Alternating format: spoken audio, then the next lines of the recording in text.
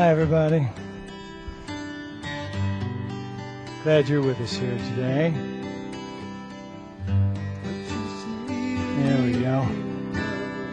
We'll bring out some of this music a little bit. We're here tonight in the Evolution Center. I've wanted to spend some time with you, with all of you who are interested. We want to start an entire series that we're going to start here tonight called The Fundamentals, Lightworker Fundamentals.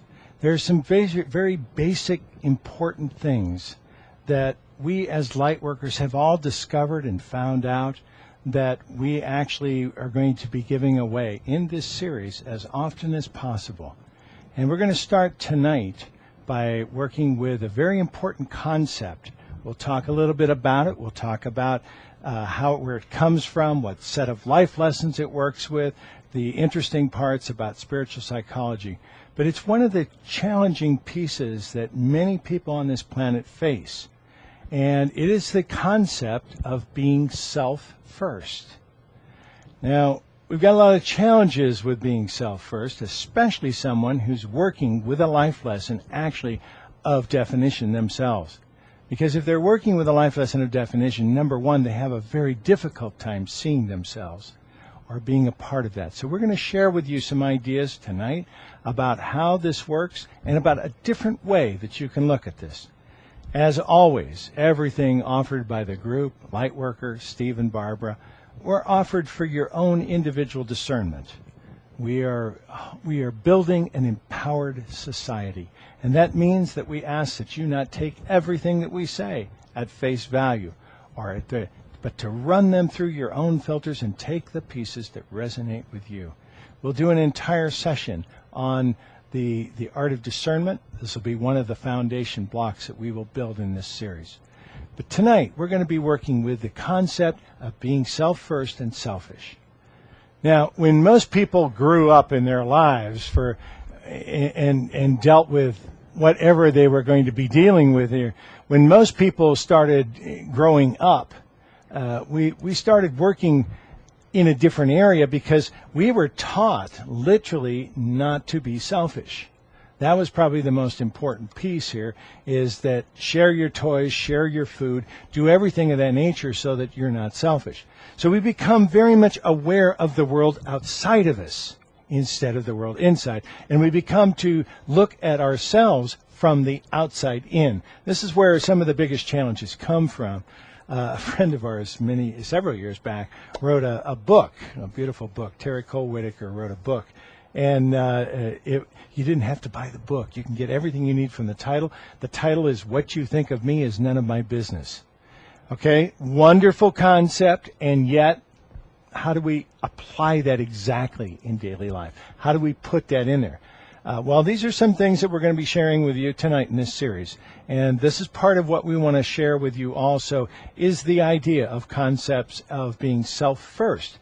Because the group says until we are self-first, we can't be the highest vibration that we're going to be.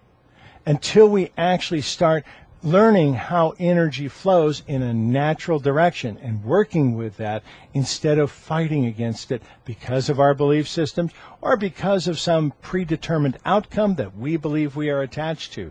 Those are the things that get us off track all the time. The way to look at this is that energy has 4 basic cycles. The group talked about this in spiritual psychology. I'm only going to take one of them right now. All energy follows the path of least resistance. So, therefore, at the top of a mountain, if you have a river that is draining into that mountain, it will always find the way down to the path of least resistance. Even if there's 2 paths and they're equal, it will split out and go down both paths. If one is just a slight bit more difficult, all of the energy will go down the first path. So literally that's one of the things we want to look at. Because of that, and because of the way that we are wired for energy, what takes place quite often is that we end up working in a totally different area than we thought we were, because now we become aware that our world is out here somewhere. And being out here creates the problems, of course, because that is when we take ourselves out of ourselves and we become attached to an outside vision rather than looking at our spirit from within. So we're going to work on this whole concept of be here now, about learning to find your divisions and so forth. But let's go back, first of all, to the very concept of being self-first versus selfish. Okay, here it's pretty easy to see the difference. We've got a lot of things that will come into play here, but we're here. Let me use a different camera here. This one's. I love this little transition. That's always fun. There we go. Oh, we're going over here. Anyway, the big difference here that we see is that in this transition, both of them appear to be the same at first glance.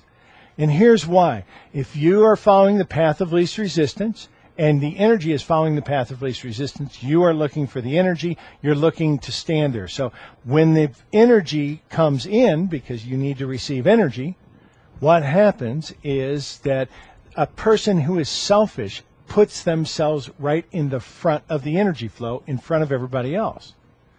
And they have a tendency to gather the energy, hoard the energy, and cut everybody else off. So because of us not wanting to do that, we tend to go to the other extreme and say, well, don't ever put yourself first in front of the energy flow. And the group says, if you don't learn to put yourself first in front of the energy flow, you cannot fill your own cup. And this is where a lot of people end up in trouble, building small resentments for things over lifetimes or many years of a person's relationship. So this is part of the reason that we wanted to talk about this one here tonight, because it's a very important part of the base understanding of light in general, and especially of our teachings here at Lightworker. So what we're going to say is that even though they both look the same, let's now look at self-first, because self-first is very similar. It puts you in the front of the energy flow. The challenge is now, what happens is if you dare to fill your own cup, you don't block other people, because now you have more to share with other people. Now here's an important concept that we have to keep in mind. Most of you are teachers or healers of some fashion. You have something that you have brought here to give to this world. And because of that, you've brought in a whole series of events and circumstances and contracts and everything to put you into that space. If you do not fill your cup, you cannot do that work. Because that work has to be done by a person who's very well balanced, who has what they need, who has all the process around it. So if you are constantly putting everyone else first, there will be a problem in your life.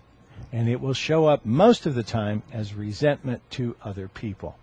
The challenge is here, because you've learned to do it. Now, especially those of you who have come in with the life lesson of definition. Definition is a very difficult life lesson. It's Barbara's primary life lesson. She's just done marvelous things with it. But nonetheless, it's one of the major primary life lessons. When you come in with that life lesson, you come in with an extra set of wiring anyway. And you are super sensitive. You feel everything from everybody. Now, a lot of you are shaking your heads right now going, yeah, that's me. Well, these rooms, these places, you people that we call light workers, you people, I say that as if I'm not one, but light workers on the planet are filled with people working with a life lesson of definition, especially women. And the reason is not because of women, it just happens to be our societies, right? At this point in time, life lesson of definition is more typically done with female than male, although I know a lot of males that are working with a life lesson of definition. I know a lot more females that are working with it. And that has to do with our society and the way that is right now, because we're on the other side of the veil. We can choose either one when we're trying to facilitate something. So that doesn't really block us much. But when you choose a primary life lesson, and we'll do a whole series on the primary life lessons in the spiritual psychology that will be available through the Overlight system. But as we do that, you learn more about why you're super sensitive. And the other part is that you can mark this as the mark of a healer. Why? Because you do feel so much. You have the ability of going in. You have the ability of tapping into somebody's energy very, very quickly. Well, that's pretty magical. So that is the part that we really want to be working with as far as how we do this. And now, how do we hold that energy without it taking away from us, without us being drained all the time? You know, when I started to do sessions, I ran across a I will simply call it a type of person because it's kind of difficult to generalize like that. But I had something that happened on a fairly regular basis, and I really didn't know what to do about it for the longest time because, like anything else, I was learning in the beginning. But every once in a while, I would get somebody on the phone because I always did phone sessions. And I would get somebody on the phone, we'd start talking, we'd communicate, and we'd finally get down to, okay, I'll kind of put some pieces in order, and here's something they want you to know, and here's something they want you to know. And then we get down to it, okay, what is it you want me to cover? And they would say something to the nature of, Steve, my whole life's going to be just fine as long as my children are fine. Tell me about my children. Well, now I know I'm in trouble because my sessions are only going to go so deep into this. I can talk about their children. I have no problem doing that. I have no problem telling them it's probably going to turn out quite a bit different than what they're expecting because they're really not asking me to tell about their children. What they're asking me is, did I do a good job? And are my children going to be safe? Because they are so invested outside of themselves that the only way that they can see themselves is through that process. That is a learned behavior on planet Earth. It served us very well down here when we were in survival mode, but now we're not in survival mode anymore, and a lot of these old energies need to go. Because what happens is we don't have the balance. We lose a lot of good teachers, a lot of good people, a lot of wonderful healers on this planet that wouldn't dream of doing that because they're so sensitive.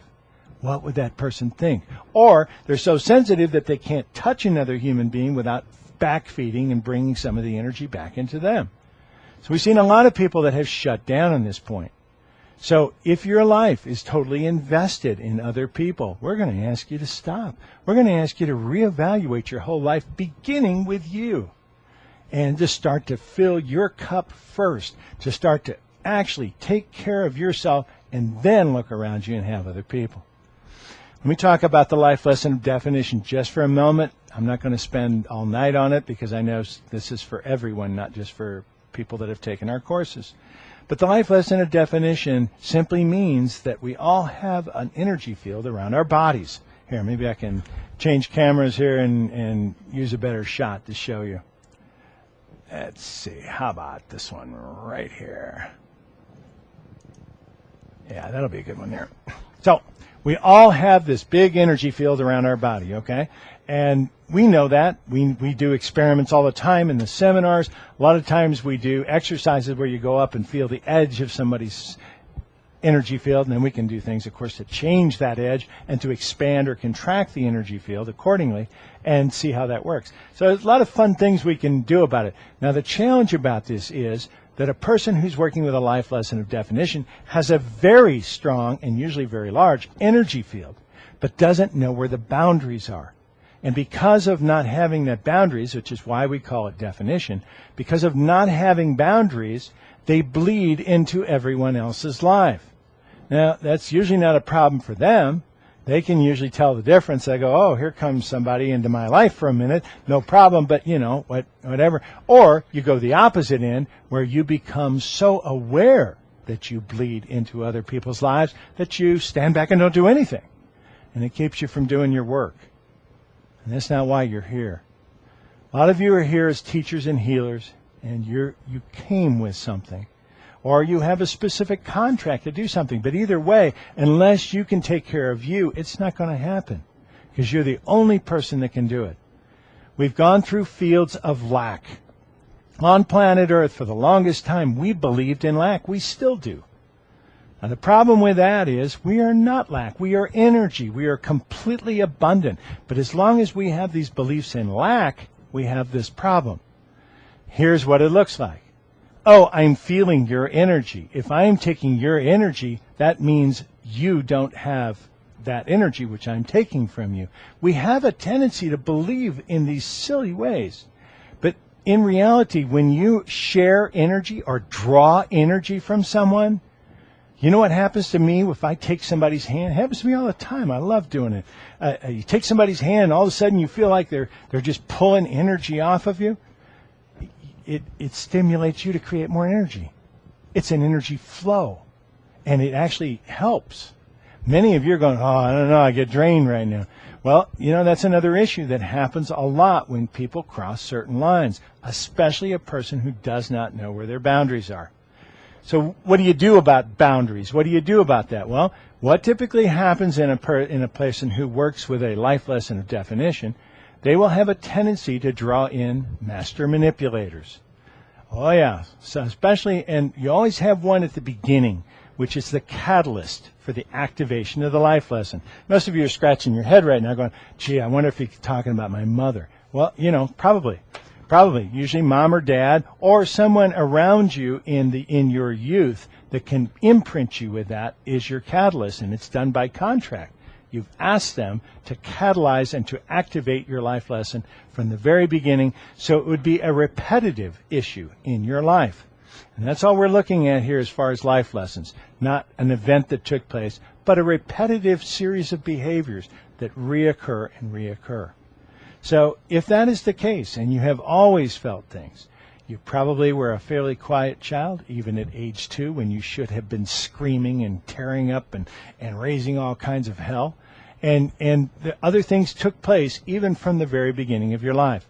You've learned to focus this energy inwards, and it's going to be very difficult for many of you to step into this next level without that energy.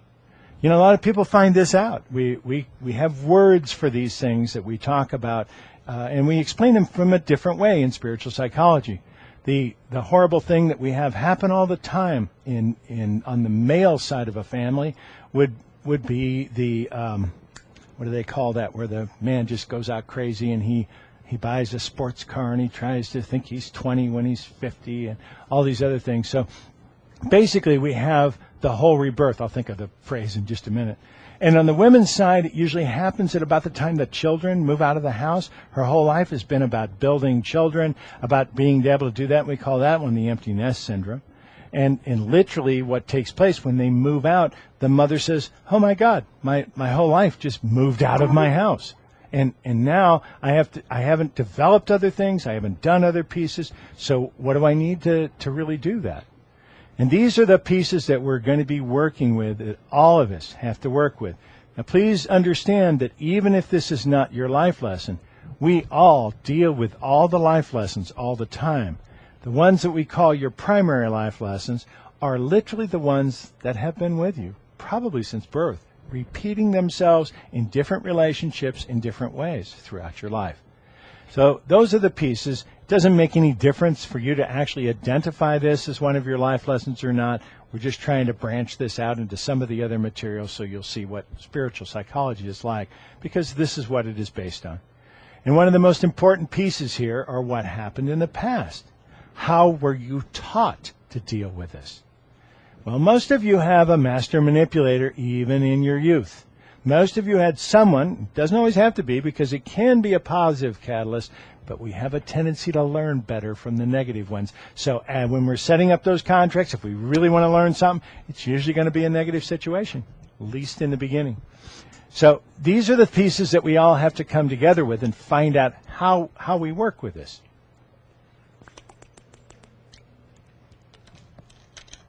In this particular situation, what we want to share with you is that we want to show you how it's happened in the past. Usually, let's just say mom was your catalyst, and mom was your first master manipulator, and she loved you very much, but she also pretty much made you do what she did. All of a sudden, you grow up and you've got to learn a word that she never taught you.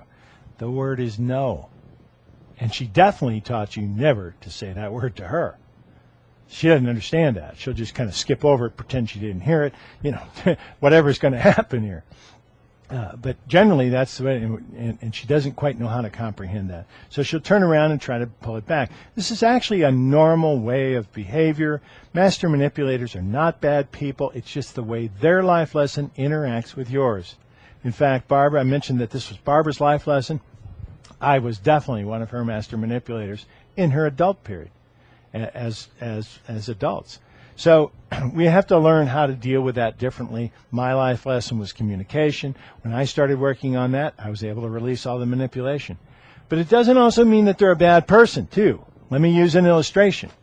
I'm holding a Kleenex box in my hand right now. Okay, it's just a Kleenex box, nothing magical. But what if I were holding a cloud in my hand, and I was talking about it as if a Kleenex. You know, if I ever need to blow my nose, I just pull this right out of here. And you know what your brain is doing? Your brain is kind of moving up the edges of that cloud to make it look like a Kleenex box. And that is a natural thing that we will do. So the difference between a person who is clearly defined and a person who is not draws out the master manipulator in other people. And it's not a bad thing. That's the other piece to keep in mind. We're going to lose this whole concept of good and bad. So it's not about being a difficult thing or a difficult piece. But this is the part that we want to start working with and help you to understand. So what does that mean? Well, for some of you, it means that you're going to have to stand up and say, honey, I haven't been in love with you for 10 years. Some of you, you're going to have to walk in one day and say, you know, this has been a great job, but I'm going to have to leave here. Because many of you have been putting yourself in so many other ways that you've attached yourself to other things. When you start putting yourself first, there is a change. Many times there is a vibrational jump. When you vibrationally jump, the only problem with that is that you made most of your relationships down here, and all of a sudden you're dealing up here. And again, not a problem, but you also have to keep in mind from the other person's point of view, it's your change. You're the one that made the fault. Okay, fine. But let's lose this whole guilt thing. Let's start releasing a lot of this guilt stuff, because that is the most useless human emotion that we have on this planet. We served us fine during the caveman days and maybe even Neanderthal man, but it has been outdated and outused on this planet for a long time. So let's get our power back, each and every one of us. Let's get our confidence back. Let's get our opportunities to change and to do it. And you start by putting yourself first. Now, here's the other thing that we believe about lack. We believe that if we fill our cup, that means that somebody behind us doesn't have that energy to fill the cup. And that is not true with energy, because energy builds as it goes. Many people get very exhausted and tired at the end of the day when you do your healing work or your healing sessions. I do. I get tired. I get physically tired, especially, well, I don't present healing sessions, but I do seminars, especially if I've been standing or walking all day. But when I started doing the 2-minute readings, and when I started doing the telephone sessions and the things that I worked with one-on-one with people, I started doing them differently, because I found I could only do them 2 days a week. But not because they exhausted me, quite the opposite. They charged me up. When people draw energy from me, it charges me. It makes me create more. It gives me an opportunity to create more energy. And there's a lot of reasons for that. Part of the reason also is that I'm not attached to the outcome. That took a lot of work. That's not easy. But you have to be not attached to the outcome. The moment you attach yourself to what did they think of my session, or did I do right, or maybe I should have said this, any of those things, when you take yourself out of the moment in those sessions, you're going to get drained, because you're actually crossing a line of responsibility. It's not your responsibility to heal them. It's your responsibility to give them the best healing session that you can. It's your responsibility, if they choose, to allow you to create a space for them to heal themselves. That's what we're doing. So anyway, we'll get back to that one too. I don't want to get too far off the course tonight, because this is a very important piece that we wanted to be sure that you have. So a lot of people have difficulty with this. Now grow up. Let's take this series of a young lady with her mother. Here, we don't need the long shot anymore. I'll bring you over here for a little bit so you have some variety. Yeah. Oh, I gotta make a quick correction here. But anyway, the whole purpose of this, working with the energy like this, is so that we can start holding our own, so that we can start working with these pieces without having people draw our energy. If we have ample energy to give, that means that we're going to be on purpose, we're going to do what we came to do, and it means we can create our reality. It means we can have what we want for a change. How many of you have lived lifetimes after lifetimes for other people in your life or other purposes or things that you wanted to create? Well, that is now. That is what we're going to do. We're going to bring you back into the present. We want to put you here, stamp you here, let you work in this energy field here by putting yourself first at the front of the line. Now, what takes place with that? You fill your cup until you are completely without need. Then you have extra. The whole extra concept is very unfamiliar to many healers and many light workers on this planet.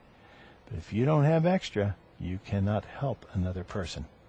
You cannot do a lot of the things that you want to do. So we want to start thinking in other terms than we have been thinking anyway. Most of the people will set a limit, they'll set an idea of what they need, and they will create about 80% of what they need. So let's start looking at what you're going to need to do your work. And let's also remove this whole concept of what are people going to think of me. Let's start figuring out what you need and the support that you need to do your work. And focus on more than that. Focus on extra so that your work can grow. Focus on extra in a lot of different areas so that you could spend a little bit on yourself or be happy in some of those areas. This is a very important part of being able to put yourself first. Barbara did this at a point where, well, actually at the time I was writing spiritual psychology. When I was writing spiritual psychology, both of us, her and I, were thrown into our life lessons. And it was like either evolve or get off the planet. I mean, it was just boom, right in our face, both of us. And I think that made us a lot stronger and everything else, but we both had to evolve in our own individual ways because we have different life lessons.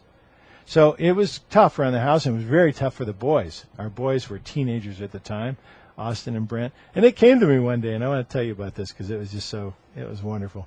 They came to me one day, and Austin said, he says, Dad, Mom's getting kind of selfish, isn't she, these days? And I go, well, yeah. We've been working on some things, and, you know, she hasn't been taking care of herself. And they stopped me immediately, and they said, no. They said, we like it. They said, we like it because she lets us go. She stops worrying about everything that we're doing, and we like it. We just wanted to make sure she was okay. Interesting. And me, right away, I mean, we had trouble around the house. Yeah, of course we had trouble around the house. You've got 3 guys and 1 gal, and all of a sudden the 3 guys had to learn things like what a clothes washer is, and that you actually wash dishes after you eat. We actually had to learn how to cook food that you buy at a supermarket and take home and prepare. We didn't know any of those things up to that point because Mom took care of everything. Well, all of a sudden, it looks like, hey, you know, we're going to distribute some of this work. And today, both my boys are really good cooks. Especially Brent, and Austin has just gained so much from the whole thing. It's just both of them kind of grew up a little bit on the slob side, and they are incredibly neat adults. Just very proud of how these boys have grown, and they're not boys anymore, but you know, it's just a wonderful connection. But a lot of it stemmed from the fact that Mom let go at that point. She stopped over-investing herself in their lives. The group says we do take responsibility for children, especially the physical bond with Mom. But they also say for most people, that's over with about 7 years old, and most of us think that's like 26. So anyway, over-investing yourself is usually an attitude that comes along with being hypersensitive, which is what we're talking about here. It's people that are always out here looking inward. So we need to fill you up. We need to take care of you. Let you be at the front of the line. Let you drink from the cup, the beautiful water, the energy coming down. Drink as much as you want. Don't worry about waste. Take care of your needs. Be happy first. Then you can give happiness to other people, including your children, including your relationships, your jobs, every other part of it. So these are the pieces that work. I'm also going to give you a little tool today, something that the group gave us very early on as they were channeling in the information for a life lesson of definition. It's a tool that we call the energy inventory, and it's fairly simple to do. First of all, you have to take everything that happens in your life and just call it a plus or a minus. Now, the hard part about the plus and minus theory is we don't want you to put any labels on plus is not good, minus is not bad. Any electrician knows that they use negative electrons more than they use positive electrons. In fact, the electrons, anyway,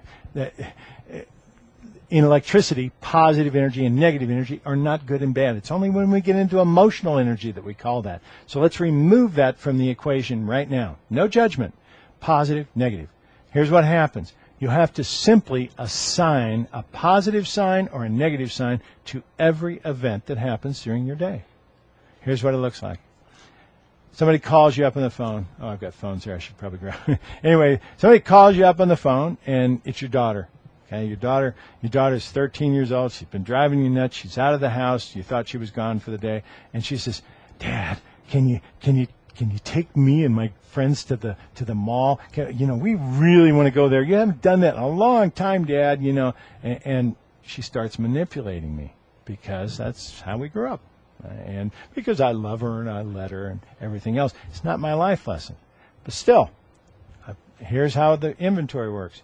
You hang up the phone and you say, "Okay, honey, I'll come and do it." All right, because I'm not selfish, but I also give that a minus, because that took energy from me that I was not expecting.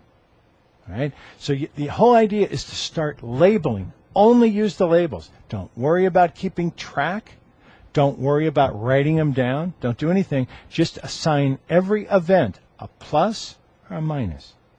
All right, so my friend calls me up, and now she says, I say, I really got to go. I had an appointment with you, but I've offered to take my daughter and her friends over to the mall. So anyway, I just wanted to tell you I'm not going to be able to make it. And she turns around and does something that makes you feel really good about yourself.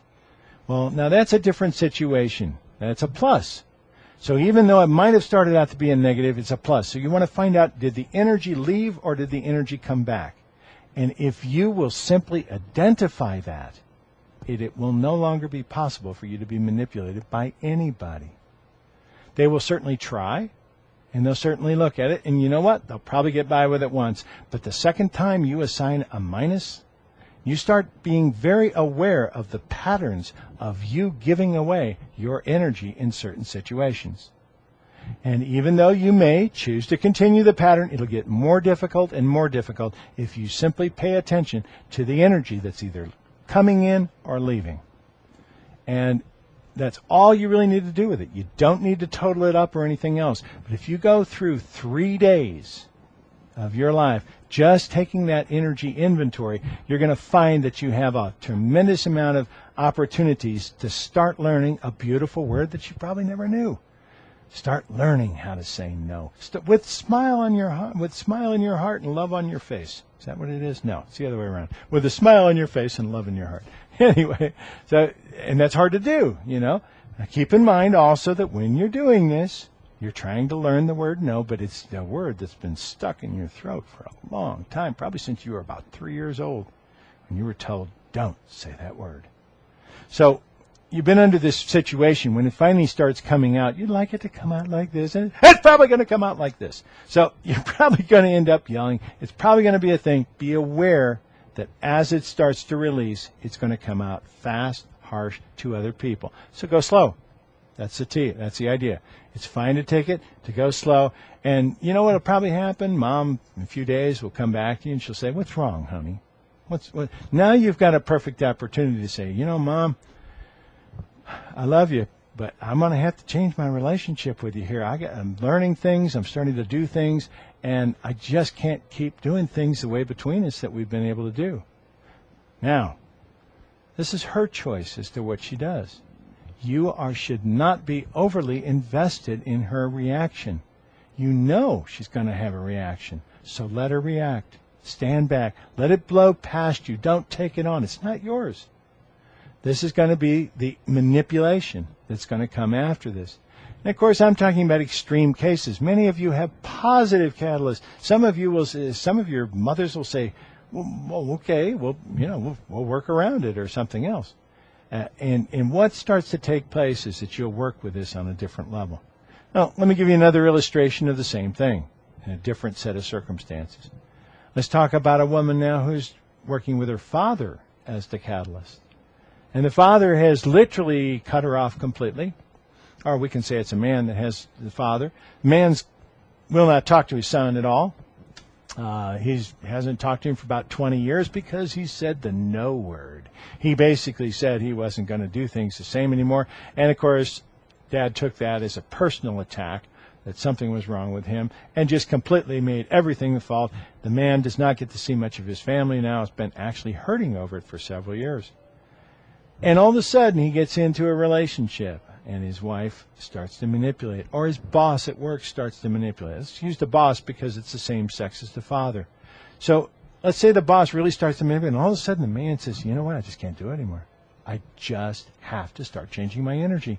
And he stands up and says, you know, I just can't take this anymore. If I have to leave, I have to leave. And he leaves the job. He walks away. And he probably saves his life. He probably saved himself from a heart attack. He probably saved himself from something that was going to be very agonizing, trying to lower your vibration on a continual basis. Doesn't work. Do it a couple of hours. You can do it maybe for a day. You work in that situation on a daily basis, eventually you're going to have to change, or the job will change you. So these are things that happen. Now he says it, and he says to his boss, and let's say the boss calls him up and says, hey, you know, I never saw this side of you before. You know, did you ever think about running a division? You never know what's going to come out of these types of things, because all of a sudden people start seeing who you are instead of who they expect this cloud to be. Now you're putting out an image. Now you're stating who you are, and all with these boundaries, without walls. And that's another piece of it. Now what happens here, and I'll come back to that wall thing in just a minute. But what happens here is especially if this is an energy stamp, it goes forward and backwards in the timeline. And all of a sudden, your father calls you up after not talking to you for 20 years. He just calls you up and goes, hey, how you doing? I haven't talked to you in a while. I just want to see how you are. Almost as if nothing had happened. And he'll call out of nowhere and kind of change the energy. Or if he's not used to calling you for many years, he won't call you. But he'll start thinking about you. And the next time that you call, you're going to have much more of an opportunity to change the energy and start setting the relationship on a higher harmonic. It's not about the same level, because you may never be on the same level, but you want to hit harmonies on this levels of communication. That's what communication is all about. We'll talk about that at another communication like this. We've tried to give you some ideas here tonight. We know this is a very common problem amongst many people throughout the world, and especially light workers, especially healers and teachers on this planet. They're helping us to start shifting this energy. We hope we've been able to help you see this from a little different view. Oh, I did want to go back and tell you just the one thing about the walls, because many people have parents who had much harsher times. Even one generation back at our stage of evolution was a huge difference in the way we did things. Whereas before that, the changes between generations were very minimal. Not much advancement was going on. So the last couple to three generations have made huge changes in direction and what has gone before them.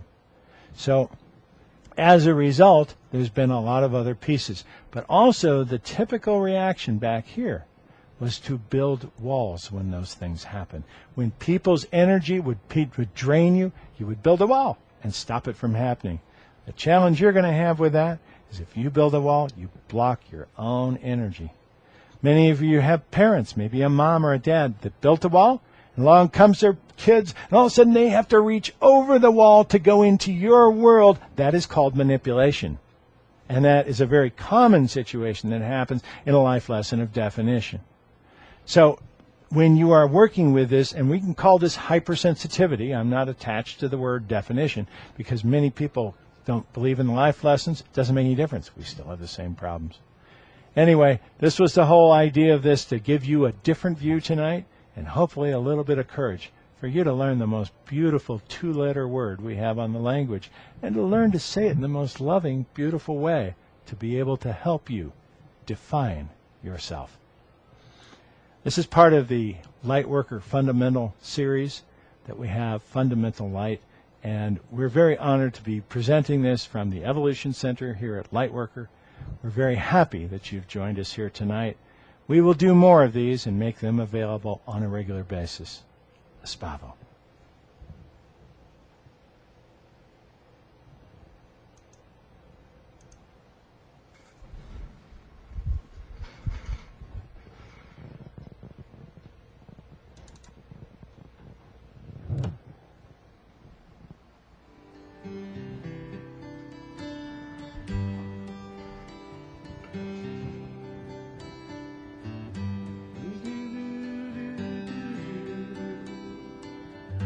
Do